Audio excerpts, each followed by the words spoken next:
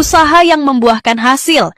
Demo bersejarah 25 Agustus kemarin bukan cuma bikin Jakarta macet total, tapi memaksa sebagian anggota DPR RI turun tangan dengan cara yang tidak biasa. Ada yang langsung serahkan seluruh gajinya, yang mencapai ratusan juta untuk para guru. Bahkan ada juga yang mengundurkan diri gara-gara merasa malu kepada rakyat Indonesia yang marah. Lantas, siapa saja anggota DPR yang nekat melakukan hal mengejutkan tersebut? Temukan jawabannya di video ini.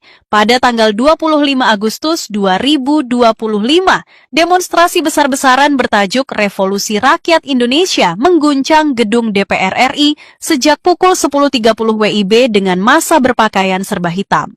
Nggak main-main, mereka protes kebijakan kenaikan tunjangan anggota DPR yang mencapai 50 juta per bulan di tengah ekonomi rakyat yang semakin tercekik. Yang bikin ngeri, situasi berubah ricuh, massa sempat masuk ke jalan tol dalam kota sebelum dipukul mundur aparat, sampai lalu lintas dialihkan total. Bahkan massa bertekad bertahan sampai DPR dibubarkan. Kenapa rakyat semarah ini kepada wakilnya di parlemen? Coba kasih jawaban kalian di kolom komentar. Sementara itu, merespon tuntutan massa yang digaungkan di demo tersebut, anggota DPR RI Nafa Urbach mengambil langkah mengejutkan dengan memutuskan menyerahkan seluruh gaji dan tunjangannya untuk masyarakat di daerah pemilihannya, khususnya para guru di Dapil Jawa Tengah 6. Keputusan ini muncul setelah sebelumnya Nafa dihujani kritik karena mendukung tunjangan rumah anggota DPR RI sebesar 50 juta per bulan. Nafa mengaku mendukung tunjangan konyol tersebut lantaran sering terjebak macet saat berangkat dari rumahnya di Bintaro menuju Senayan. Saya mendengar keresahan masyarakat terkait tunjangan anggota DPR. Sebagai bentuk komitmen saya kepada rakyat, saya memilih untuk mengalokasikan gaji dan tunjangan saya kepada masyarakat di dapil saya, terutama para guru honorer. Ungkapnya dalam unggahan di Instagram story pribadinya pada Selasa, 26 Agustus 2025. Ia menegaskan bahwa seluruh gaji dan tunjangan yang diterimanya hingga tahun 2029 akan diserahkan kembali untuk kepentingan masyarakat. Meski begitu, Nafa juga membuka ruang bagi masyarakat untuk memberi masukan mengenai kelompok penerima bantuan selain guru. Ia memastikan semua proses dilakukan secara transparan. Tahap awal program ini akan difokuskan pada pendataan guru di dapilnya yang mencakup Magelang, Wonosobo, Temanggung, dan Purworejo agar penyaluran tepat sasaran. Nafa berjanji, semua proses akan dilaporkan secara berkala agar masyarakat bisa ikut mengawasi. Di lain sisi, berdasarkan informasi yang beredar di media sosial setelah Nafa Urbach, ternyata ada 5 hingga 7 anggota DPR lainnya yang diam-diam juga berencana menyerahkan sebagian besar gaji mereka untuk rakyat, terutama para guru. Spekulasi yang menghangat menyebutkan mereka terpengaruh oleh tekanan moral setelah melihat demo kemarin yang mempertontonkan perbedaan gaji mencolok. Ada yang bilang, beberapa anggota DPR muda dari partai berbeda mulai koordinasi bikin gerakan gaji untuk guru sebagai bentuk solidaritas.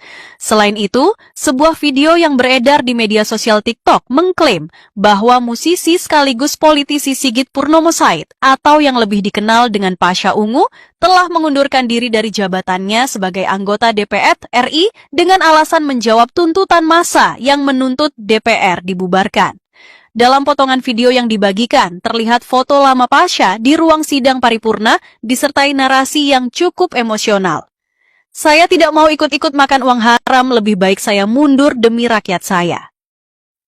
Pernyataan ini sontak menuai banyak respons. Warganet menyebut langkah Pasha sebagai sikap heroik dan bentuk perlawanan dari dalam parlemen. Namun, baik pihak DPR RI maupun Pasha sendiri belum memberikan klarifikasi resmi terkait isu pengunduran diri tersebut. Sementara itu, politikus senior Yusril Ihza Mahendra menilai aksi demonstrasi masyarakat yang menuntut pembubaran DPR merupakan hal yang wajar dalam negara demokrasi. Pernyataan tersebut disampaikan Yusril usai memberikan kuliah umum di hadapan mahasiswa Universitas Indonesia UI di Depok. Kalau orang sedang emosi, kita tidak melarang. Silakan saja, ujarnya. Menurutnya, dalam sistem demokrasi, masyarakat memiliki ruang untuk mengkritik, bahkan mengusulkan pembubaran lembaga negara, selama tidak melanggar hukum dan tetap menjaga ketertiban umum. Namanya negara demokrasi, orang boleh saja menyuarakan pendapat sesuai kehendak dan keinginan mereka sepanjang tidak mengganggu ketertiban dan tidak melawan hukum, kata Yusril. Sementara itu, sehari setelah demonstrasi memprotes tunjangan rumah anggota DPR sebesar 50 juta rupiah per bulan, Wakil Ketua DPR Sufmi Dasko Ahmad menyatakan tunjangan itu hanya berlaku sampai Oktober 2025. Sufmi Dasko Ahmad mengatakan, uang 50 juta rupiah per bulan itu hanya diterima anggota DPR sejak Oktober 2024 sampai Oktober 2025. Jadi, setelah bulan Oktober 2025, anggota DPR itu tidak akan mendapatkan tunjangan kontrak rumah lagi, kata Dasko kepada wartawan di Jakarta Selasa, 26 Agustus 2025. Di lain sisi, para pengamat menilai tunjangan DPR sebesar itu tidak layak di tengah sulitnya ekonomi masyarakat dan tidak sepadan dengan kinerja DPR yang tak memuaskan. Warga mendapatkan kesulitan dalam hal-hal mendasar, seperti kebutuhan pokok sehari-hari dan ada pajak yang dinaikkan.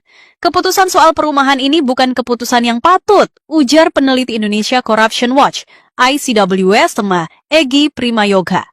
Anggota DPR mendapat tunjangan rumah sebesar 50 juta rupiah per bulan, sehingga pendapatan resmi mereka lebih dari 100 juta rupiah tiap bulan imbuhnya. Besaran penghasilan ini terungkap ketika anggota Komisi 1 DPR, TB Hasanuddin, menanggapi pertanyaan mengenai sulitnya mencari uang yang halal di parlemen. Hasanuddin kemudian membuka penghasilan resmi yang diterimanya sebagai wakil rakyat melalui gaji pokok, tunjangan rumah, dan tunjangan lainnya yang melebihi 100 juta rupiah. Angka penerimaan ini lebih besar 2 kali lipat dibandingkan gaji dan tunjangan anggota DPR periode 2019 sampai 2024. Egy Primayoga juga menyebut nominal 50 juta rupiah per bulan untuk biaya sewa rumah para anggota DPR berlebihan. Lagi pula dalih agar memperoleh tempat tinggal yang dekat dengan gedung DPR juga terbantahkan karena kehadiran anggota parlemen juga jarang maksimal sehingga pembahasan legislasi kerap mandek. DPR memang paling kreatif untuk menemukan jenis tunjangan baru yang dibebankan kepada negara. Tunjangan reses, tunjangan komunikasi intensif, tunjangan kunjungan kerja. Sekarang, tunjangan perumahan, kata Egy. Ada banyak sekali jenis tunjangan yang diterima anggota DPR sampai mereka sendiri lupa mengingat satu persatu. Jadi, tunjangan-tunjangan ini seperti strategi untuk menambah pendapatan saja, pungkas Egy Primayoga.